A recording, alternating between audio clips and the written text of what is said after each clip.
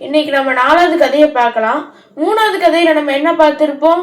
உபபர்ஹனான்றவர் சாபம் வாங்கிட்டு உலகத்துக்கு வராரு. இப்ப 4வது கதையில பார்க்கலாம். உபபர்ஹனா உலகத்துல பிறந்துடுறாரு. அவர் ஒரு வேலைக்காரங்களோட பையனாதான் பிறக்கிறாரு. அவங்க அந்த வேலைக்காரங்களுக்கு சொந்தக்காரங்கன்னு யாரும் இல்லை. அதாவது பையனா பிறந்திருக்க உபபர்ஹனா மட்டும்தான் ஒரே பையன், ஒரே சொந்தக்காரன். அதுக்கப்புறம் அவங்க ஒரே பையனுக்கு எல்லாமே பண்ணணும்னு நினைக்கிறாங்க. ஆனா அவங்க ஏழைன்றதுனால அவங்களால அவ்வளோ பண்ண முடியல.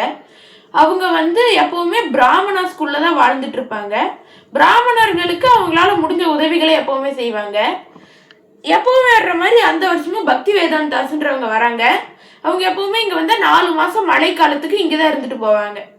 அப்போ அந்த வேலைக்காரங்க எல்லா உதவியும் செய்யறாங்க. அவங்களுக்கு என்னென்னலாம் பண்ண முடியுமோ எல்லாத்தையும் பண்றாங்க.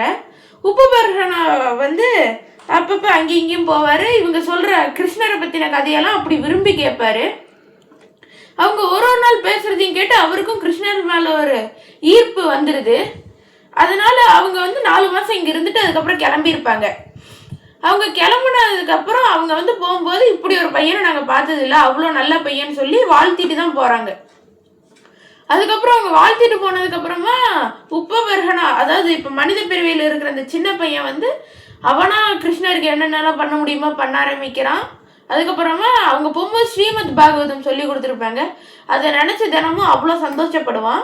கூடவே அவங்க கிளம்புறப்ப அவனை அருள் கொடுத்துட்டு தான் போயிருப்பாங்க. அவர் உபபர்ஹனா அவரால் முடிஞ்சது எல்லாத்தையும் பண்ணிட்டு இருப்பாரு. ஆனா அடுத்தது அவருக்கு ஒரு பெரிய அதிர்ச்சி காத்துட்டு இருக்கு. அதை நம்ம அடுத்த கதையில பார்க்கலாம். நன்றி.